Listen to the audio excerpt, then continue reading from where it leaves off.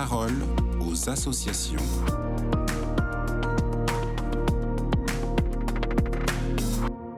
Bonjour Guillemette d'Espagne, Bonjour. vous êtes juriste pour la Fondation Jérôme Lejeune et vous souhaitiez revenir ce matin sur cet article publié par le journal Le Monde le mercredi 18 septembre. Un long article intitulé « Comment la Fondation Jérôme Lejeune entrave la recherche française ». Alors, qu'est-ce que cet article vous a inspiré ? Alors en fait, cet article est plutôt décevant et même encore plus, parce qu'il porte un titre qui est profondément faux. Ce titre, Comment la Fondation entrave la recherche française, puisqu'en fait, l'une des raisons d'être de la Fondation Lejeune, c'est précisément de financer la recherche scientifique. Donc la Fondation est au contraire un acteur majeur de la recherche française. Elle a financé plus de 850 projets de recherche depuis 1997 et a contribué notamment à lancer la carrière de jeunes chercheurs. Plus d'un tiers de son budget est consacré à la promotion de la recherche, une recherche qui est légale, éthique et respectueuse de l'homme. Les travaux auxquels participe la Fondation ont d'ailleurs donné lieu à plus de 1100 publications, dont la plus récente a démontré les résultats prometteurs de l'étude Respire 21 sur l'apnée du sommeil. Autant d'éléments qui suffisent à montrer, s'il le fallait, l'engagement constant de la Fondation à soutenir des projets qui sont rigoureux et essentiels dans le domaine de la déficience intellectuelle d'origine génétique. Mais alors, qu'est-ce qu'on vous reproche concrètement ? Eh bien, au fond, cet article du Monde reproche à la Fondation d'exercer des recours en justice qu'il juge abusifs et qui empêcheraient la réalisation de certains projets de recherche sur l'embryon humain. Mais il n'y a rien, en fait, dans cette activité de la Fondation qui puisse lui être reproché, puisque la Fondation exerce un droit de recours, c'est un droit fondamental. Les lois qui encadrent la recherche sur l'embryon prévoient ce droit pour tout tiers qui y aurait un intérêt juridique. Or, la Fondation s'est toujours vue reconnaître cet intérêt à agir par le juge administratif, elle existe pour protéger la vie de son commencement à son terme naturel et qu'elle finance justement la recherche. La Fondation est légitime à soumettre au juge la légalité de ces projets de recherche sur l'embryon. C'est parce que c'est leur dignité d'être humain qui est en jeu, en fait.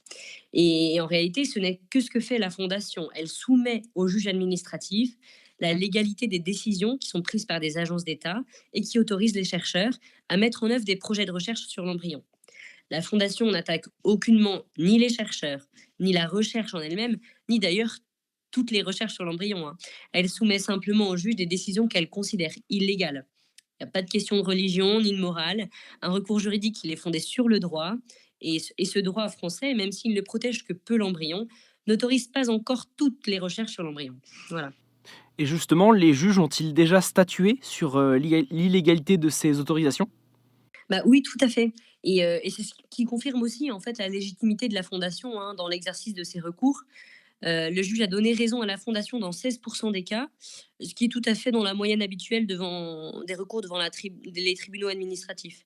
Et quoi qu'il en soit, même si le juge ne donnait pas raison à la Fondation, en fait, le Conseil d'État a toujours admis les pourvois qui concernaient la Fondation, admettant qu'il s'agissait de questions de droit inédites, donc intéressantes à se poser. Et c'est d'ailleurs le rôle de la jurisprudence de clarifier la loi. Et par ailleurs, l'article du Monde juge les recours de la Fondation abusifs, sous prétexte qu'ils font annuler des projets de recherche pour des bricoles, je cite. Et parler ainsi, en fait, c'est n'avoir que peu d'égards envers la protection de l'embryon, mais aussi envers le législateur qui a démocratiquement légiféré sur le sujet.